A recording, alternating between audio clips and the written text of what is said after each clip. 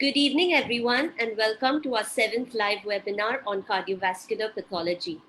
Today's session is going to be case-based, and our speakers will be presenting cases on cardiovascular pathology.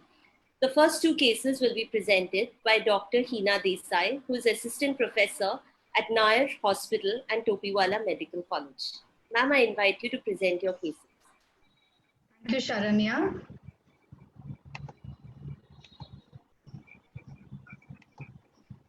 Okay, starting with case 1. This was a 24-year-old male who was a known case of bronchial asthma since 6 to 7 years on treatment. Came with complaints of high-grade fever and headache since 2 days and dyspnea on exertion, grade 2 to 3, and also right-sided chest pain. On examination, the cardiac system examination showed presence of a murmur, and respiratory system examination showed bilateral crepitations with a high respiratory rate. On blood investigations, his total WBC count was raised with a predominance of eosinophils. His blood urea nitrogen and creatinine levels were also raised. The patient expired within 6 hours of hospital stay, and a complete autopsy was performed. At autopsy, the heart weighed 400 grams. It was mildly enlarged. The left ventricle showed mild hypertrophy, and the aortic valve showed presence of vegetations involving all the 3 cusps of the aortic valve. There was hemorrhage, there were erosions, and also there was presence of perforation suggestive of infective endocarditis. Microscopy confirmed the presence of infective endocarditis and showed presence of numerous neutrophils involving the aortic wall as well. Other findings in the heart included presence of a small focus of microabscess and patchy areas of fibrosis in the myocardium, suggestive of chronic ischemic heart disease. The other significant findings were seen in the lung. The lung weighed 450 grams each. It was enlarged. This is the fresh state of the lung, which showed presence of numerous hemorrhagic nodules. The pleura was also thickened. These hemorrhagic nodules was also prominently seen in the fixed state. And on a closer view of these hemorrhagic nodules, what we observed was there was presence of a yellowish necrotic material in the center of these nodules. On microscopic examination, there was fibrinous pleuritis. And corresponding to those hemorrhagic areas and the yellowish white necrotic areas, there were presence of these microabscesses, and they had these bacterial colonies in the center, surrounded by areas of hemorrhage. Also seen were intraalveolar fibrinous balls. And focally, what we observed was there was presence of an aggregation of eosinophils in the alveolar spaces. So there were also septic infarcts. There were microabscesses, there were these intraalveolar fibrin balls, and there was presence of eosinophils. The brain weighed 1.1 kg, grossly showed presence of petechial hemorrhages, and there were presence of microabscesses on microscopic examination. The liver was enlarged. It weighed 2.6 kg. The capsular surface showed these yellowish white nodules. On cut surface, in the subcapsular region, there were presence of these geographic yellowish map-like areas, which were surrounded by areas of hemorrhage. This is in the fixed state, which showed hemorrhagic areas in the subcapsular region. And on microscopic examination, there was presence of septic infarcts in the subcapsular area. Kidney, although it was grossly unremarkable, on microscopy it showed tiny microabscesses, and so they were present in the pancreas as well. Special stain done per Gram stain and Brown and Bren stain, which were positive for gram-positive cocci. Complications of infective endocarditis can be really variable, ranging from local to systemic complications. Amongst the systemic complication, what we saw in our case was evidence of septicemia and infarction of the various organs. The pulmonary infarction and the pulmonary septic infarct, what we saw could be because of an extrapulmonary infectious source, which could have embolized, and or it could be a septic thrombophlebitis, which could have eventually led to septic pulmonary emboli and eventually leading to septic pulmonary infarcts. So septic pulmonary embolism could be because of varied associations like tricuspid valve vegetations, septic thrombophlebitis, infected venous catheters, post-anginal septicemia, or it could be because of periodontal disease. And pulmonary infarcts can occur with acute pulmonary embolism in only 10% of cases because of the dual blood supply of the lung. And in these cases, cavitation with larger infarcts can be seen in 4 to 7% of cases. In our case, we had, this was a patient who was a known case of bronchial asthma with histological findings suggestive of bronchial asthma. He had infective endocarditis of the aortic valve, multiple organ abscesses, and multiple organ infarcts, and eosinophilia, which was seen in the peripheral smear and in the various organs. Thus, the final cause of death was given as septicemia and infective endocarditis of the aortic valve with multiple organ infarcts and abscesses. Moving on to case 2, this was a 33-year-old male patient who came with complaints of high-grade fever with chills since 2 days. He had chest pain and died suddenly. The significant findings were seen in the heart and the lung. The heart weighed 400 grams. There was biventricular enlargement and significant hypertrophy of the left ventricle. And on a closer view, the left ventricle showed presence of multiple geographic areas they had, which were surrounded by a hyperemic zone, and they were present in all the walls of the left ventricle. And few of these such kind of lesions were also seen in the right ventricle as well. The lungs weighed 450 grams each. They were boggy, voluminous. There was mild pleural thickening, and they were firm to rubbery in consistency. And on microscopic examination of the heart, there was a florid infiltrate which involved all the 3 layers of the heart. You can see infiltrate in the epicardium. It was markedly prominent in the myocardium, and it was also reaching the endocardium. This is what we see is this presence of myonecrosis and this florid inflammatory infiltrate. So on hyper view, what we are seeing, the inflammatory infiltrate was predominantly polymorphonuclear neutrophils, along few scattered lymphocytes and histiocytes. There were no granulomas, there were no giant cells.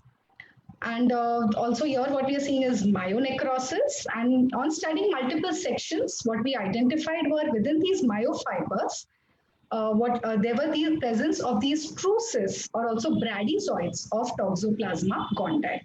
Now, there were also some scattered cysts which were present loosely within the interstitium, which are also called as the tachyzoids of Toxoplasma gondii. This is another focus showing the bradyzoids of Toxoplasma gondii. So thus confirming that this was Toxoplasma myocarditis. On sections of the lung, there was presence of this frothy alveolar exudates within the lung. They were present in bilateral lungs. This is the closer view of the same, showing the frothy alveolar exudates. There was type 2 pneumocyte hyperplasia and a mild interstitial pneumonitis. We did special stains on the heart. So we did a GIMSA stain, which confirmed the diagnosis of Toxoplasma gondii. And special stains in the lung confirmed the cysts of pneumocystis pneumonia. Thus, the final diagnosis in this case was given as fulminant Toxoplasma myocarditis and pneumocystis pneumonia. Sudden death due to cardiac toxoplasmosis has been first reported by Dr. Langevar, who has extensively studied all the organs in HIV positive individuals. He also had additional opportunistic infections in his case. That was, he had cytomegalovirus, he had tuberculosis, and he also had pneumocystis pneumonia. And this was another case which was reported in PGI Chandigarh, where they have studied multiple opportunistic infections with Toxoplasma myocarditis. This is usually seen in the setting of AIDS with an incidence of 5 to 12%. And you can also have acute diffuse myocarditis. You can have localized foci of myocarditis. Sometimes you can have a solitary intramyocytic cyst without evidence of any inflammatory reaction, and it becomes really difficult to identify the organism in such cases. And it has also been reported in the setting of heart transplant, and the incidence is ranges from 0.2 to 4%. But now with effective treatment with trimethoprim and sulfamethoxazole, the incidence of cardiac toxoplasmosis has gone down. Thus, we need to have a diligent search for toxoplasmosis in all cases of unexplained myocarditis and pericarditis. It's important to identify because a specific treatment is available which improves the prognosis of the disease. And since they are associated with HIV positive individuals, you can have co-infections. Very commonly seen are pneumocystis pneumonia, which was seen in our case, cytomegalovirus, aspergillosis, candida, and tuberculosis. We have published this case in IHG cardiovascular case reports. Thank you very much. Thank you for those wonderful cases, Hina. I would just like to remind the audience they are welcome to leave questions for any of the speakers on our Facebook page, Cardiovascular Pathology. The next case will be presented by Dr. Rachna Binayake. She completed her residency at St. G.S. Medical College and KEM Hospital, and she is currently Associate Professor at Grant Medical College and JJ Group of Hospitals. Ma'am, I'd like to invite you to present your case.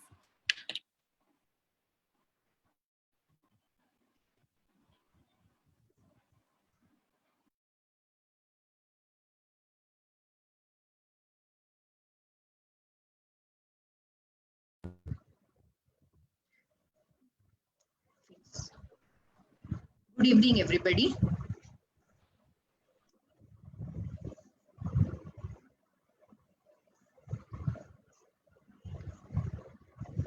Good evening, everybody. Case number 3. 28-year-old male admitted in emergency ward complains of fever, jaundice, severe respiratory distress since 5 days. On examination, there was icterus and respiratory examination showed bilateral crepitations. Rest was unremarkable.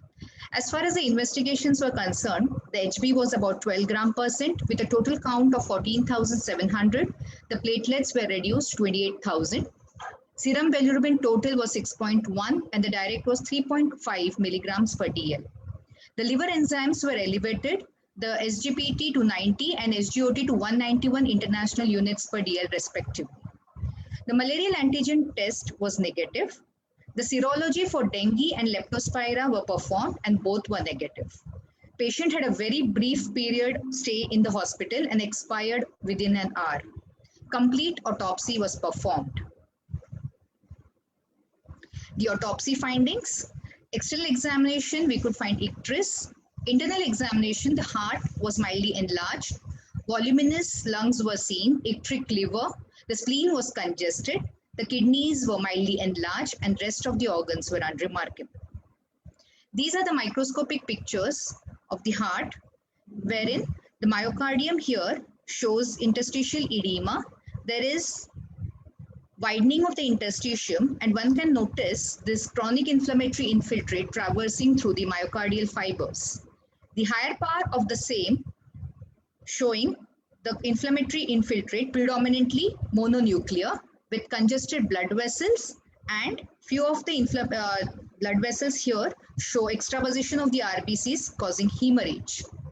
The more higher power of the same reveal the morphological features of these chronic inflammatory cells, showing this characteristic histiocytes with characteristic caterpillar-like nuclei and eosinophilic cytoplasm. We can notice this at the arrowheads. In these pictures, we can see the collection of these typical cells, the so-called Anishkos cell, mimicking Aschoff body. Here you can notice the propensity of these inflammatory cells in the perivascular location. So the salient features in the heart were the interstitial and the perivascular inflammatory infiltrate in the myocardium, the collections of the Anishkos cells simulating Aschoff bodies, and focal petechiae. The other findings in the autopsy, the lung showed extensive pulmonary hemorrhage and kidneys showed acute tubulointerstitial nephritis. Before we proceed further, let's have a look at this video.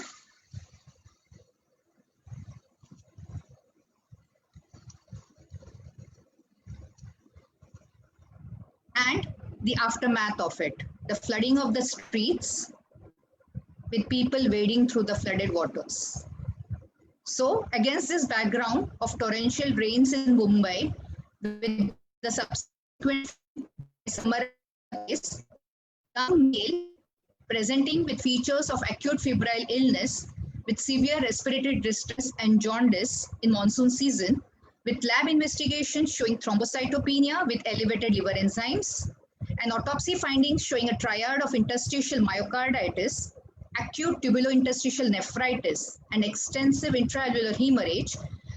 It points to a monsoon ailment, and with all this in under these all settings and the circumstantial evidence, it highlights the presence of leptospirosis. Leptospirosis is a zoonotic disease caused by pathogenic spirochetes of the genus Leptospira. The clinical presentations is generally biphasic, the acute septicemic phase, which lasts for about a week, and the immune phase, which is characterized by antibody production and excretion of the leptospirosis in the urine.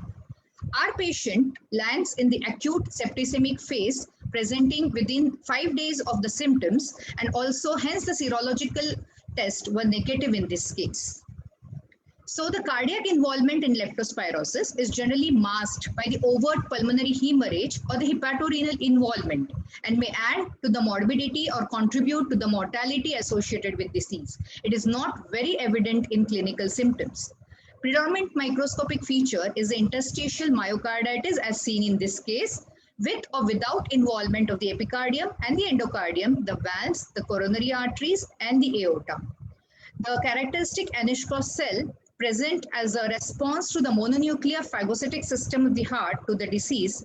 However, they are associated with Aschoff nodule in rheumatic fever, but can be seen in other infectious conditions like septicemias, including leptospirosis, as seen in this case.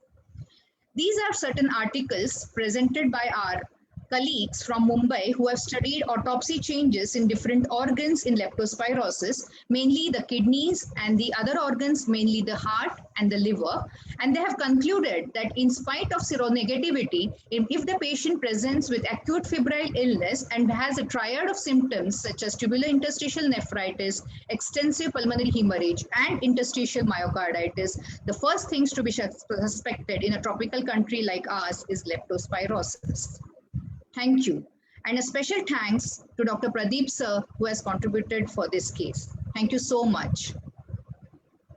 Thank you for that case, ma'am. The next two cases will be presented by Dr. Gayatri Amonkar. Ma'am is Associate Professor at Topiwala National Medical College and BYL Nair Charitable Hospital. Ma'am, I'd like to invite you to present your cases.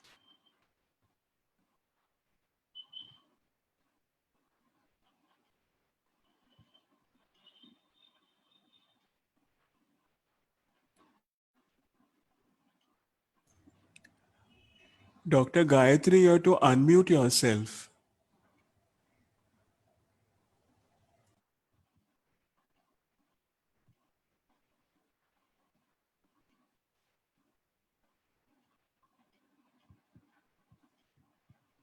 Yeah.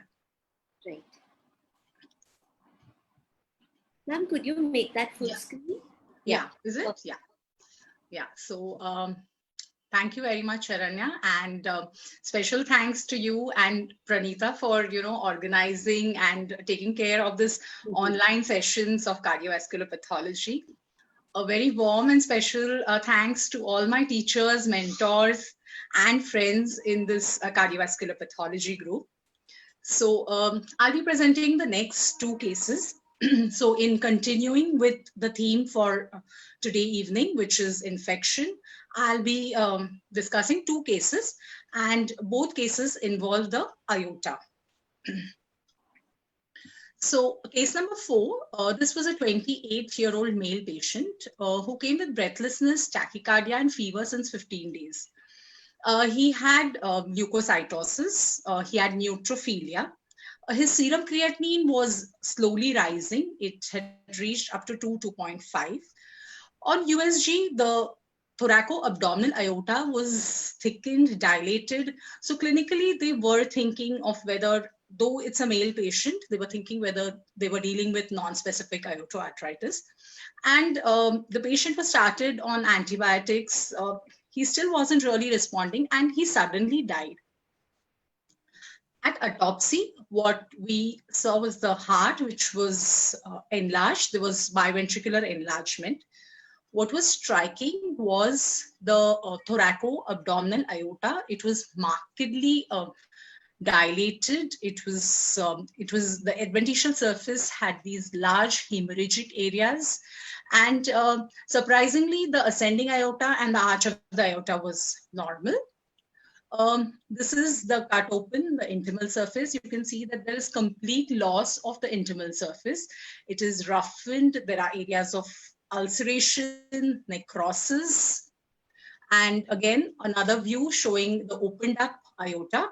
And if you look at the wall of the aorta was markedly thickened. It was around 1.5 to 1.7 centimeters thick, creamy white in appearance. Also, there was presence of a 700-gram clot, which was found in the abdominal cavity, along with 1 liter of fresh blood. Microscopically, as expected, there was complete destruction of the aortic wall. There was hardly any remnant of any normal-looking aorta. There was large areas of hemorrhage, fibrin.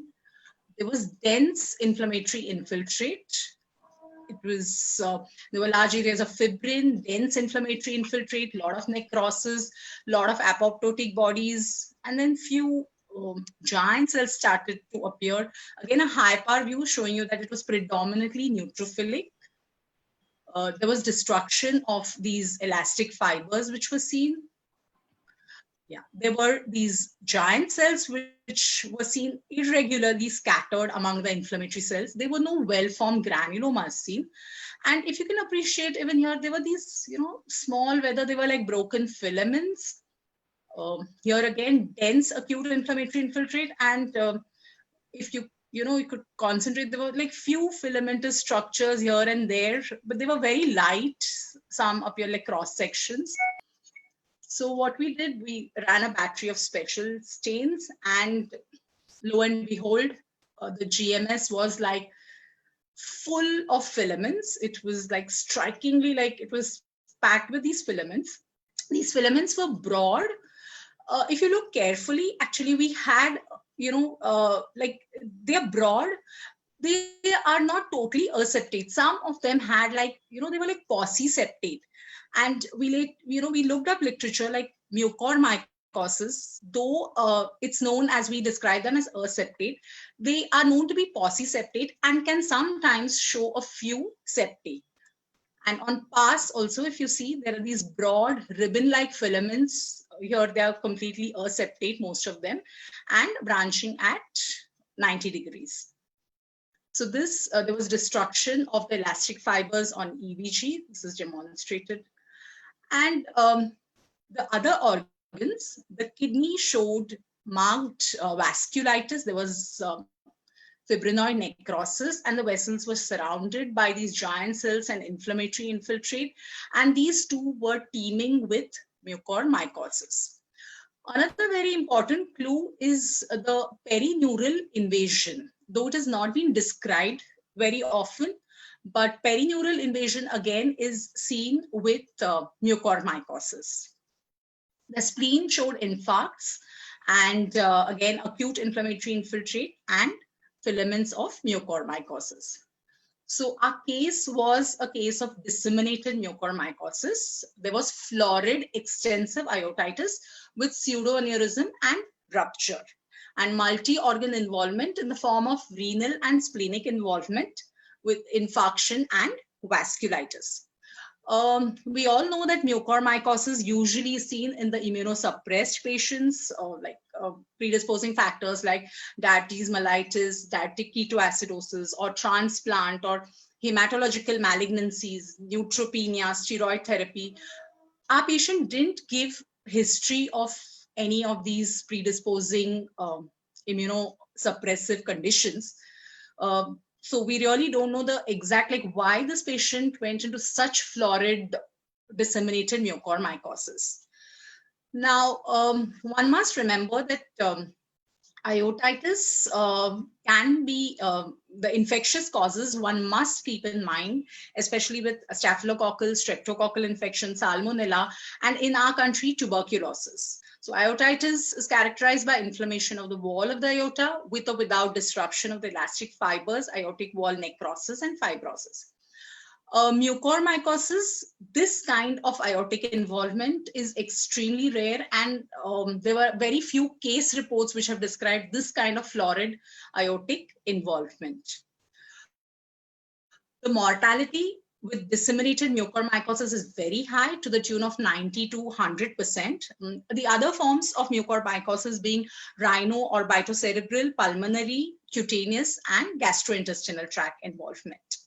One must remember vasculitis, and along with vasculitis, perineural invasion. There is an excellent article by Frater et al. In the Archives of Pathology and Laboratory Medicine, which describes the histological features of zygomycosis with emphasis on perineural invasion and fungal morphology. So like I said, the case reports were very few, describing this kind of aortic pseudoaneurysm with rupture and florid aortitis. So with that, I move on to the next case, case number 5. This was a 60-year-old male patient. He presented with massive hematomesis, and he was on anti-tuberculous treatment, and a previous radiological investigation, X-ray and CT, had revealed fibrocavitatory lesion in the apical segment of the right lung with bilateral pulmonary miliary shadows. Now, what was seen at autopsy was this thoraco-abdominal aorta. Was at that region, there was like a bulge. It was a saccular, and on cutting, opening, it had a lot of necrosis, lot of hemorrhage. It measured around 4 by 3 centimeters. It had a lot of grumous material, very necrotic, hemorrhagic, and corresponding to it, when we opened the aorta, there was a ragged kind of perforation, which measured around 2 centimeters in length, around 2 by 0.4 centimeters. It was like a ragged tear. This is a closer view of that. And this lesion had caused an ulceration of the esophagus. So there was an ulcerated lesion with hemorrhage and necrosis in the lower end of the esophagus. This is the closer view. The other organs, the lungs, the spleen, liver, kidney, all showed miliary tuberculosis. When we looked at the histology, the aortic rupture showed areas of hemorrhage, fibrin. There was a lot of inflammatory infiltrate, lymphocytes, histiocytes, and there were these granulomas, caseating and non-caseating granulomas. And from the esophageal ulcer, when we took sections, again, there was like an ulcer with a lot of inflammatory infiltrate, hemorrhage, necrosis. There were a lot of bacterial colonies, vegetable matter.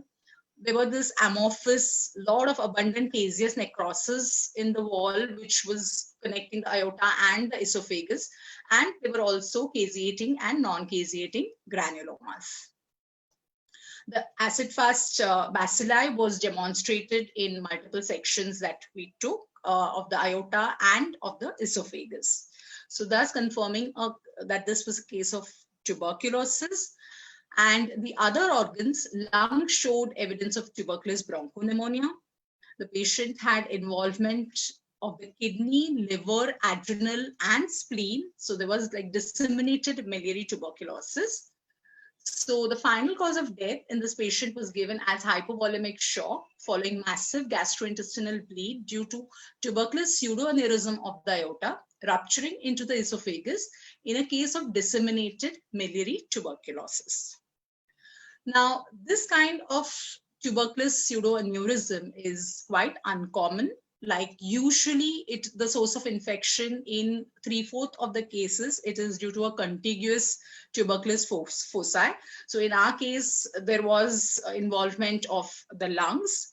Hematogenous spread is seen in 25% of the cases. Most of the cases are saccular, and most of the cases, 88% of them are false aneurysm. In our case also, this was like a false aneurysm because it was walled off by fibrosis and not all the layers of the aorta. It can involve the thoracic aorta, abdominal aorta, and it is seen in the elderly population, 50 plus and minus 16 years of age.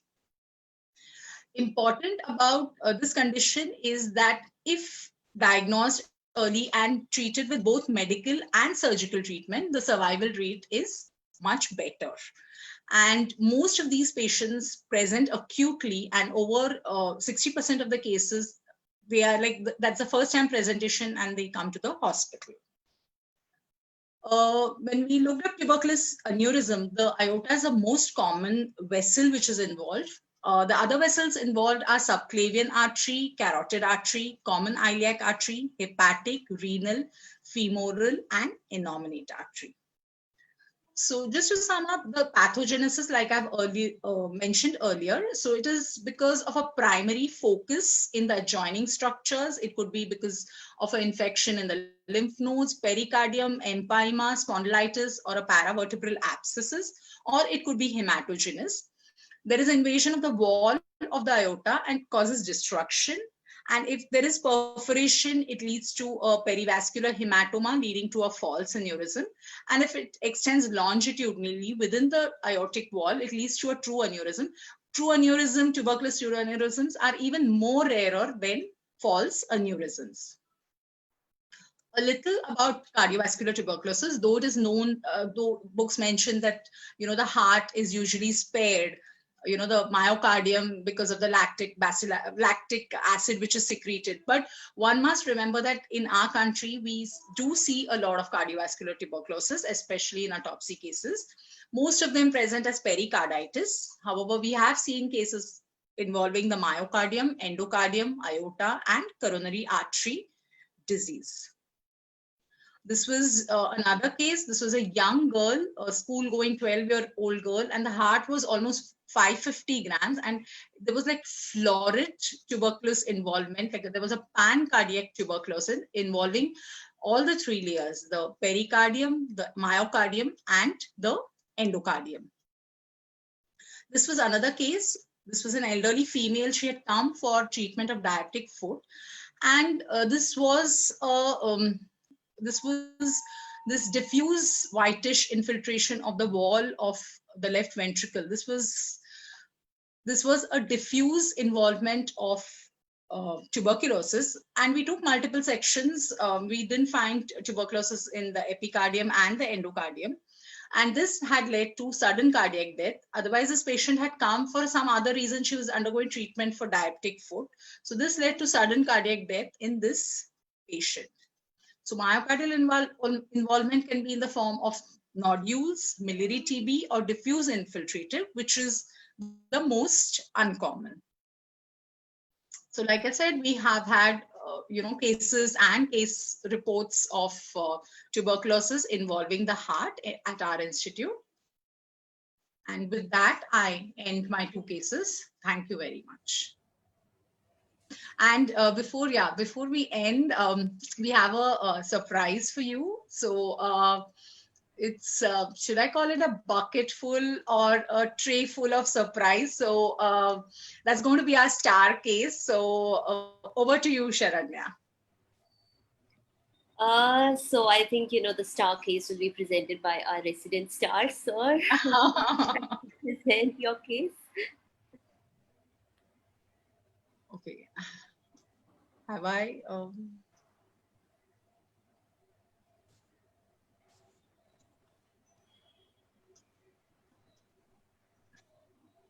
How do I log? Have I ended your share? We stop share. Yeah.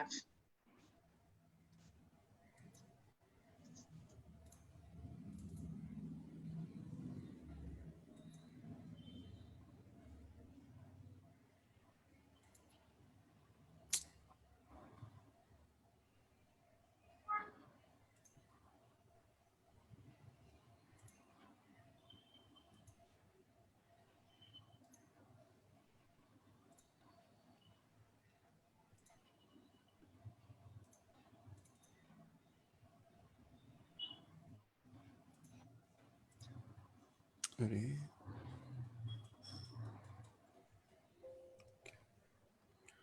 Okay, hello everyone.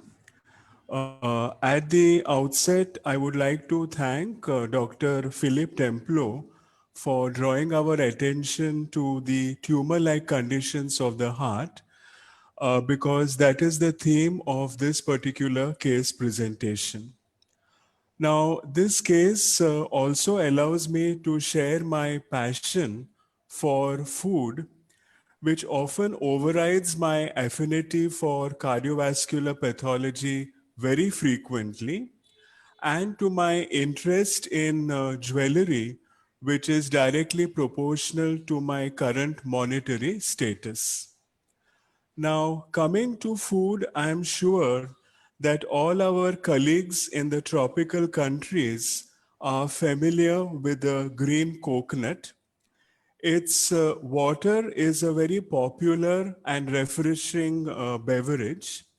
And to justify that we get the money's worth, many of us would ask the roadside vendor to scoop out this succulent, glistening, white, thick lining, the tender coconut, which is called as young coconut meat in the West.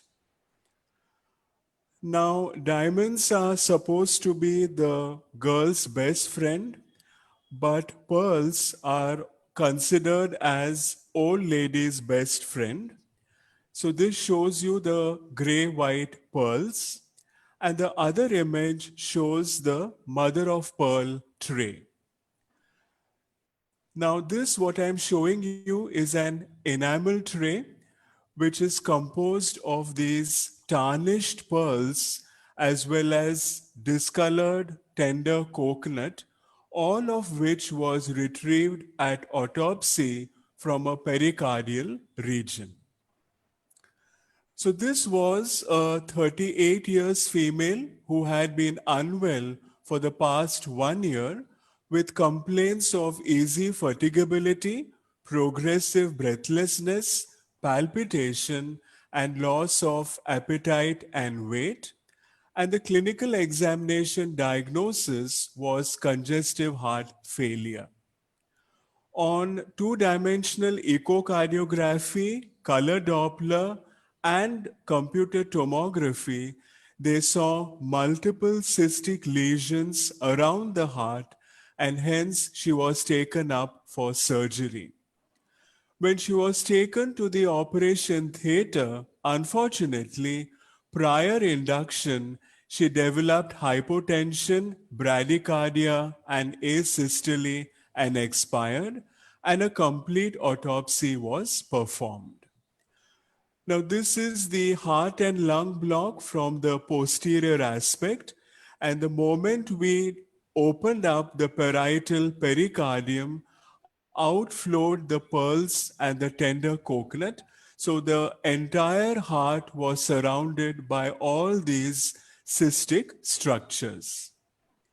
Now, this is after removal of all those cystic structures, and you can see a prominent bulge at the arch of aorta, which was nothing but an enlarged lymph node. So, part of the anthracotic pigment can be seen here. This is the anterior aspect of the heart, and it again shows you this enlarged lymph node, which is very close to the junction between the ascending aorta and the arch of aorta, and it has sort of pushed the right brachiocephalic a little to the left side. And when we incise this lymph node, out came the tender coconut, which is looking slightly greenish here, but it has retained the gelatinous appearance.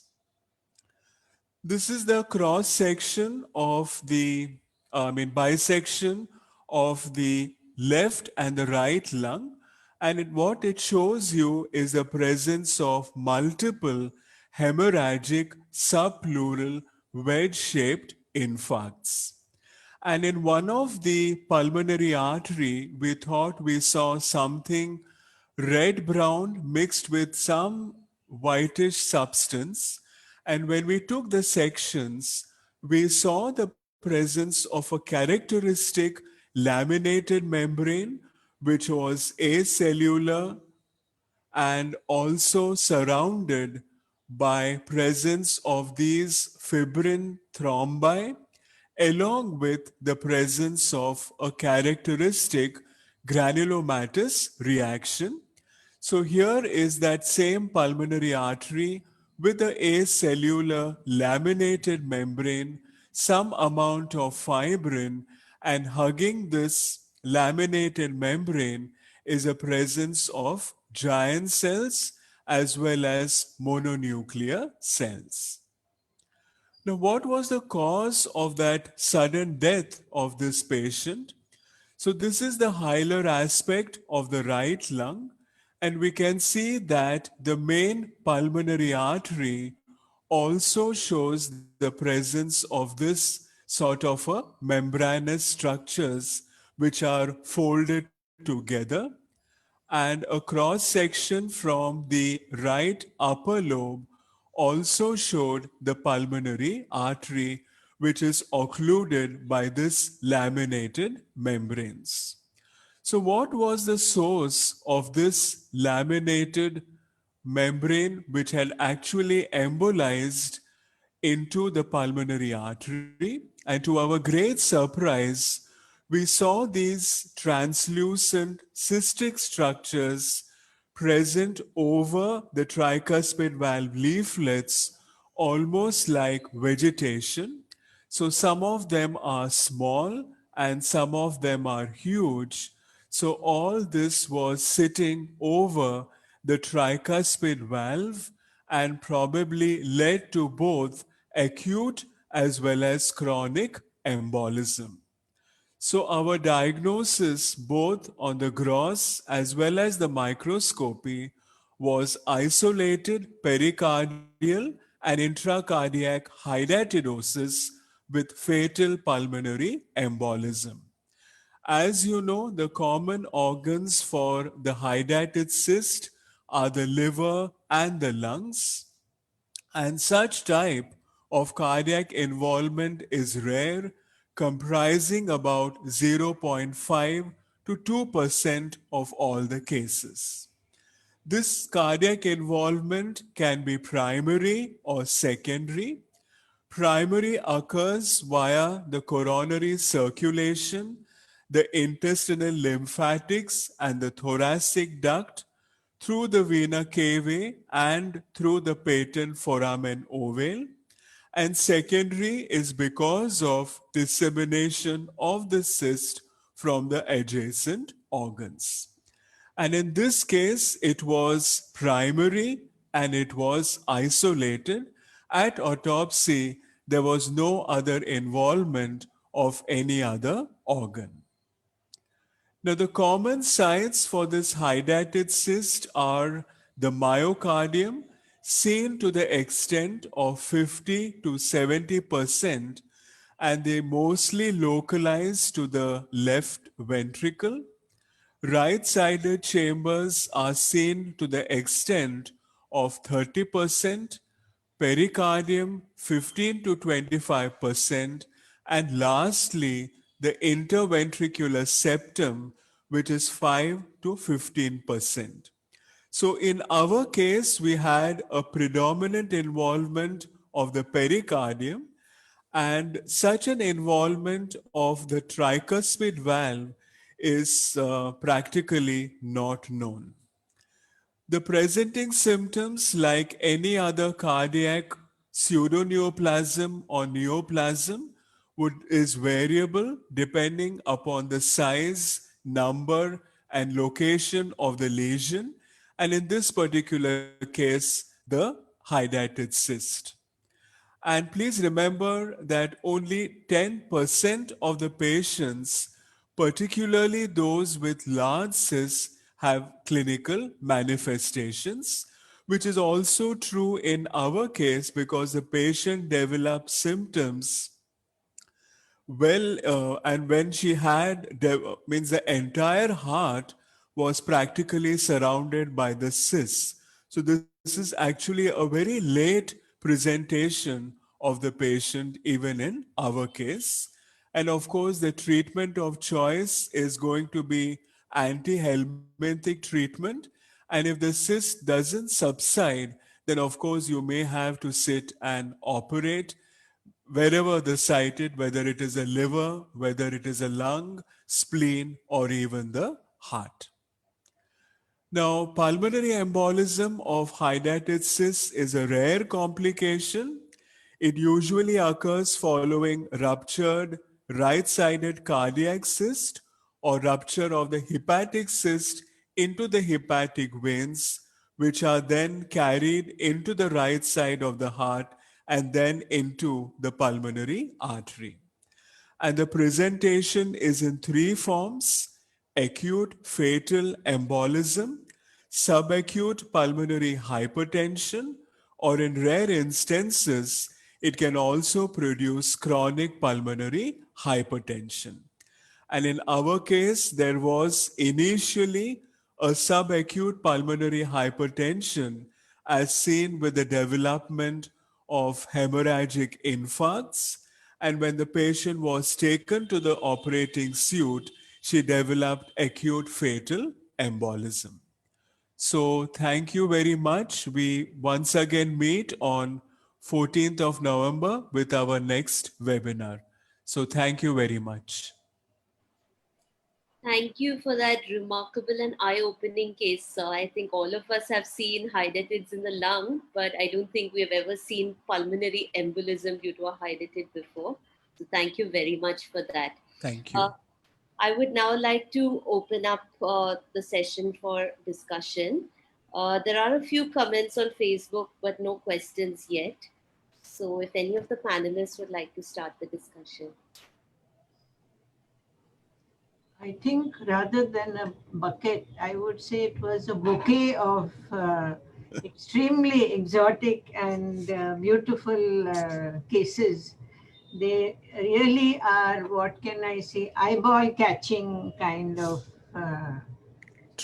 cases. And it's amazing how much our autopsy material really contributes to such exotic cases. And it is unfortunate that we are missing out on autopsies which are going down day by day.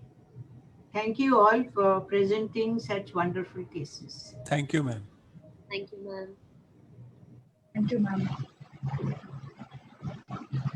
We just have thanks and greetings from around the world, and I'm still waiting for some questions.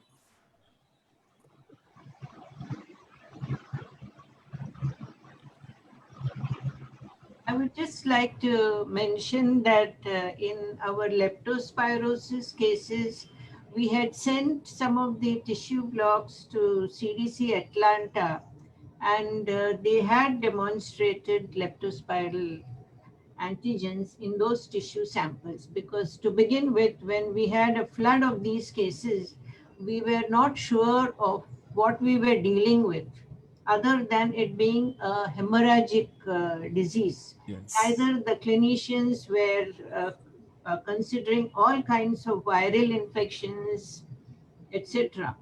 But leptospirosis was on the cards, but to prove it, we did send some tissue samples, mainly from the kidney, I think, to CDC Atlanta. Yeah. And they were kind enough to study those tissues and confirm that it is. And once we got the first batch of confirmed cases, then subsequent cases were easy to consider. Yeah. Now, I would like to particularly thank Dr. Woon Shai, who's now the director looking after CDC Atlanta from the pathology aspect. And I think in the initial phase, we had sent about 60 blocks. And later, after the flood in 2005, I personally had sent 48 blocks. And he did immunohistochemistry in all those cases, and excellent results. And fortunately for us, there was no charge. And as you can see in this, in my flat, you can see the tiles which are put up on the wall. This was after the 2005 floods, because mine was a ground floor house, so the entire thing had almost like 3 feet of water. So I really thank Dr. Wunshai to have done all those cases. So then it made us, confident that whenever we have this triad, as Dr. Rachna put it, of interstitial myocarditis and pulmonary hemorrhage, along with that acute tubulointerstitial nephritis, it is a pointer to leptospirosis. In fact, I think tubulointerstitial nephritis is 100% present in the cases, and all our IHC had been performed in the kidney blocks. And very beautifully, we could see the leptospira either entering or exiting the renal tubules. Very beautifully done. Yes.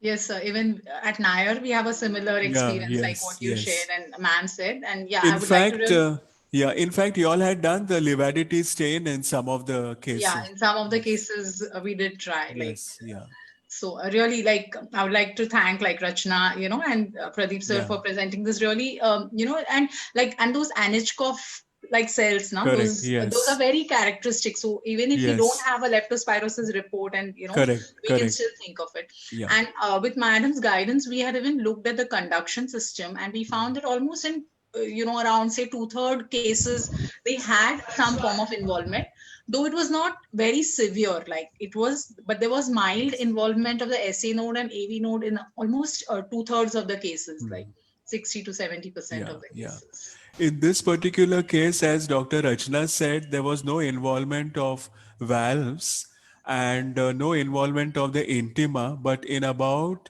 74% of our cases, we had like a Yeah, valvulitis and and coronary as well as aortic that's intimitis. That also was another feature that was noted. yeah, And it is intimitis is thanks also. to one of your colleagues in your institute, Dr. Vinaya Shah, who had done a very good study on the kidney findings. So that helped us to, zero down to the diagnosis of leptospirosis.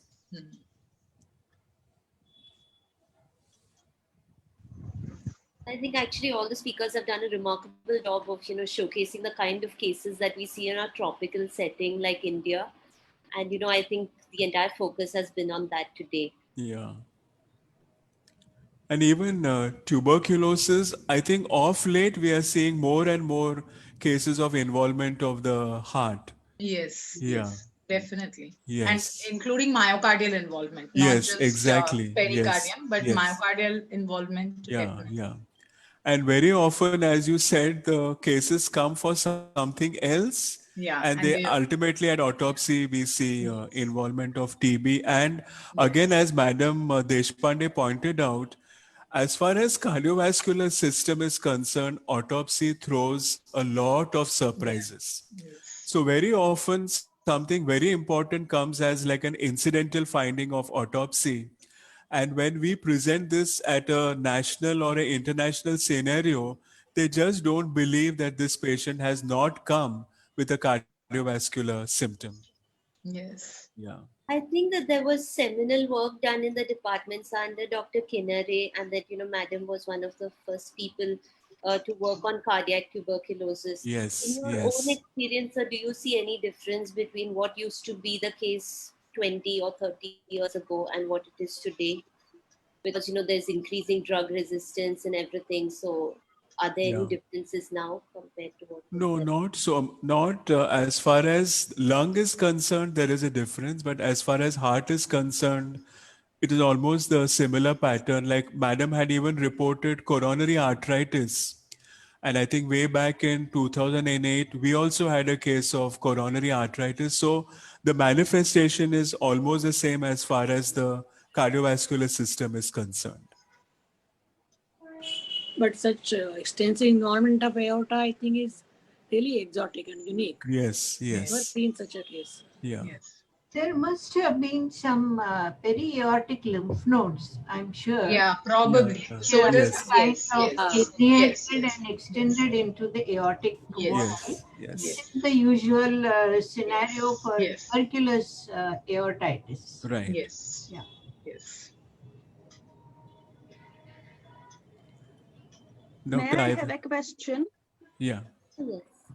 Yeah, I would like to thank all the speakers for very educative and nicely illustrated cases. And I would like to open the discussion when we have this kind of infectious cases. What is your approach when you try to detect the pathogen? At what kind of staining you usually do first? And as I know, some of you are using only those special stainings, not immunohistochemistry. What is the first what you would put? And this kind of, I think that our listeners would also appreciate to hear this kind of discussion. Oh, Yeah, Of course, I Gayatri, go can. ahead. yeah, yeah. So, yeah, thank you for this very important question. We, at our center, like what we depend mainly for these autopsy, infections and all is special stains. So we run the battery of special stains.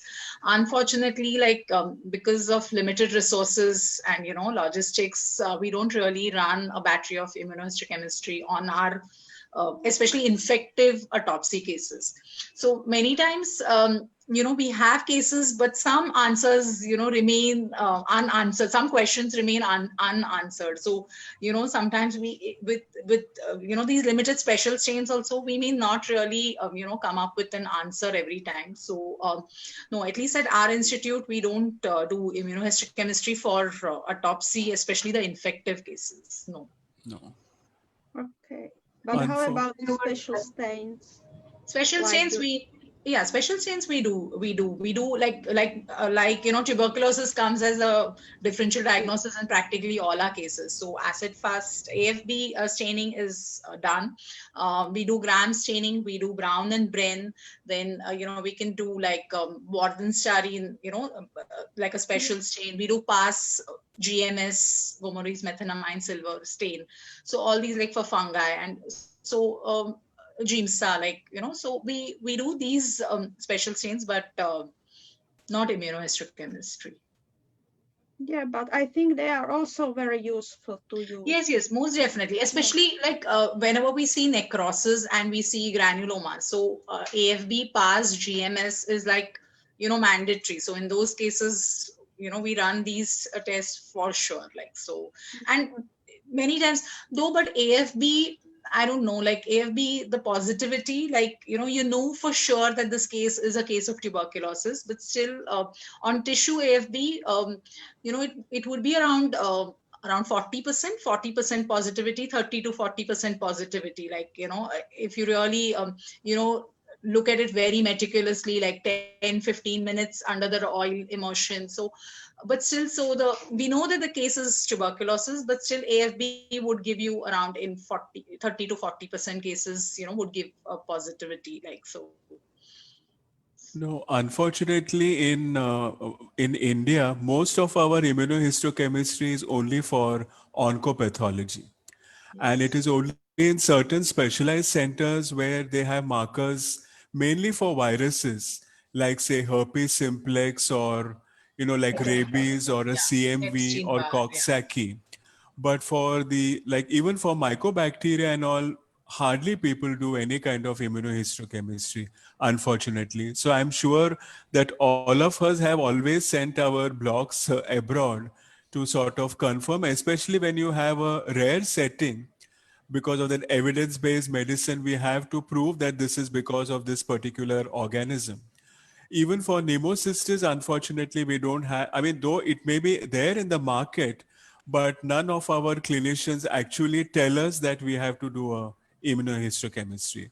So that is a problem. In fact, for tuberculosis, the AFB bacilli, I don't think there is a very strong IHC marker available as of today. There are probably one or two, but they have not been validated, really speaking. And so even in surgical material, when we have, say, lymph nodes showing, granulomas, etc., where treatment becomes very, very important, whether it is tuberculosis or something else. We really don't use IHC markers. There is no very good standardized IHC marker for Mycobacterium tuberculosis. There are, I believe, one or two which have come into the market, but they are not available in our country. And therefore, we have to rely a lot on the clinical scenario and clinical inputs, Yes. because in surgical material, it becomes extremely important. Are you going to treat the patient with anti-tuberculous treatment, which will go on for 6-8 months to 1 year? Or if you're thinking of sarcoid, will you give steroids?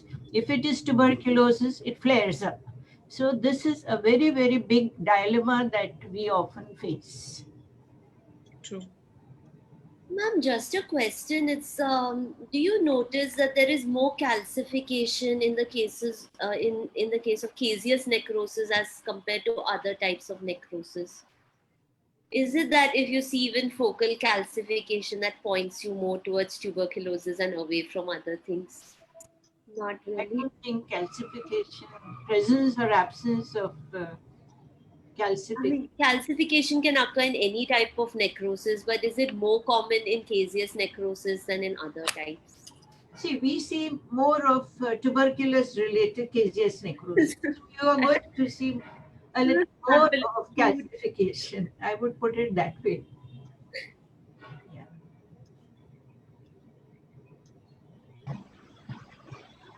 So we have a lot of appreciation and, a lot of people thanking us for the nice cases and for sharing them. But I don't think we have any questions Questions. yet. Yeah. In fact, we finished early this time. Are there any more comments or questions? All right. So then I think, we'll say goodbye and then we meet again on the 14th of next month, where we will be talking, where we will have a webinar on congenital heart disease. In the meanwhile, the festival season begins now. So I would like to wish everyone a happy Dussehra. So see you next time in 2 weeks. Bye-bye. Thank you. Bye. Thank you. Thank you so much. Bye. Thank you. Wish you all a happy Dussehra. You, same to you. Thank you. Bye-bye. Thank you. Bye. Bye-bye.